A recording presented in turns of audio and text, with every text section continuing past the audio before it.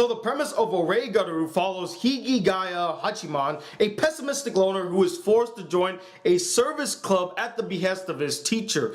In the service club, he first meets Yukino Yukinoshita, also a loner, and later meets Yue Gayama, who is a optimistic, positive, and overall energetic girl. Together, the three of them provide service for various people in Sobuhai. So I was recommended to watch this anime by one of my subscribers, Kenneth Cartojano, I hope I pronounced that right, and you all voted for this anime to be reviewed here in the month of February. And I gotta say, this anime is really boring and forgettable. I'm sorry to all the fans out there of this anime, but I just really didn't like this anime. But I did like a few things in this anime, starting off with the animation. The animation was simplistic, but very serene and calm. I loved the look of the anime. Another thing that I really liked was some of the sentimental moments between Hachiman, Yukino, and Yui. I thought they were really nice, really well handled, and I felt like they were sort of building a bond, like they were about to reach that level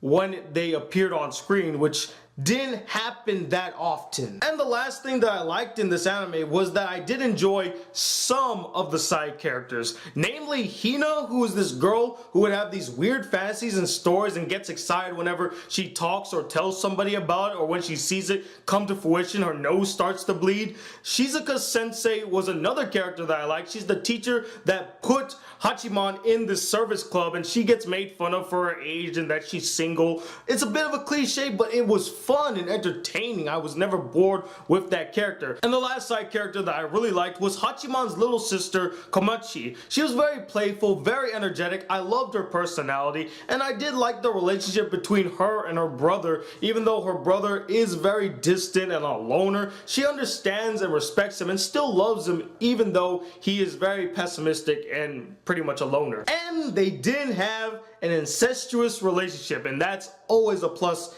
in my book. And honestly, those are the only things I liked in this anime.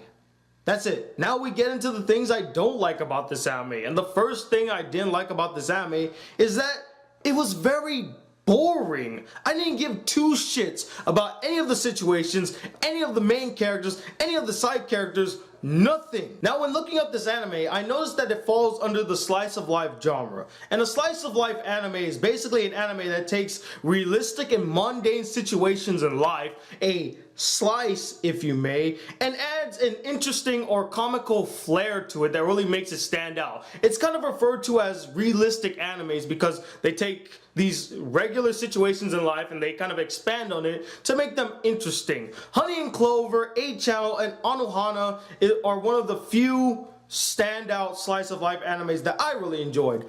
But in this anime, the mundane situations are just mundane. They're not really exciting or really interesting or engaging. They're just and I know that slice of life animes are hit and miss with some people. Some people really enjoy the mundane situations while others find them really boring and don't really care. I'm a fan of slice of life animes as long as they add some sort of flair to it, either in an interesting way or a comical way. In this anime, it has none of those elements. Nothing that's extremely humorous and nothing that's extremely interesting. It just lacks all of that, thus making it boring to me. Now, don't get me wrong, there are a few humorous moments throughout the entire anime, but they rarely happen. You might get one or maybe two tops in an episode. Most of the anime is just this big melodrama. Which now leads me to my next point, and that is that this anime was perfectly named. I mean,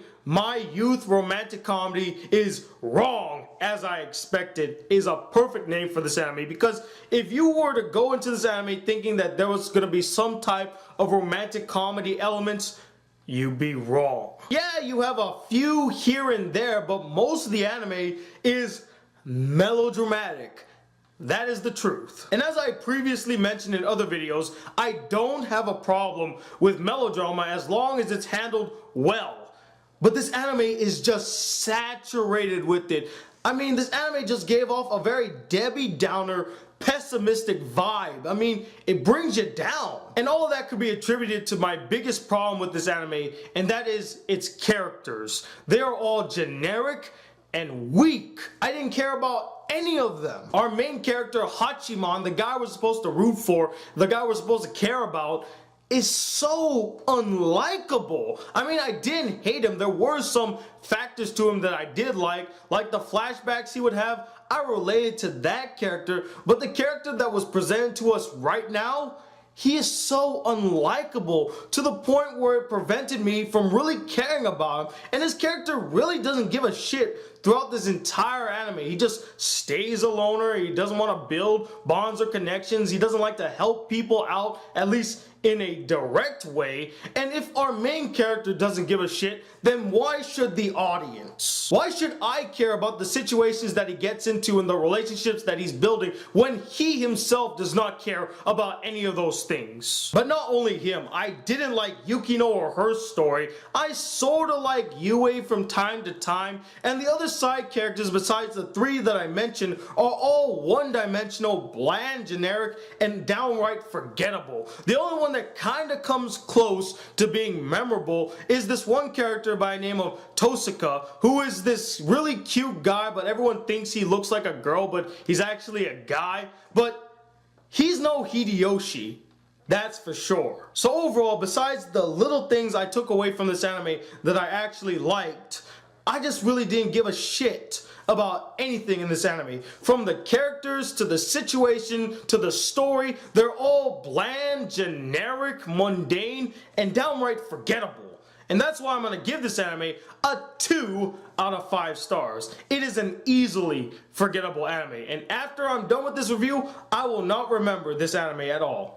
What is this anime's name again? But anyway, I would like to know what you guys thought about this anime. Did you like it a lot? Or did you find it as mundane, boring, and generic as I did? And let me know, what is the worst slice of life anime you have ever seen? Be sure to comment below and let me know.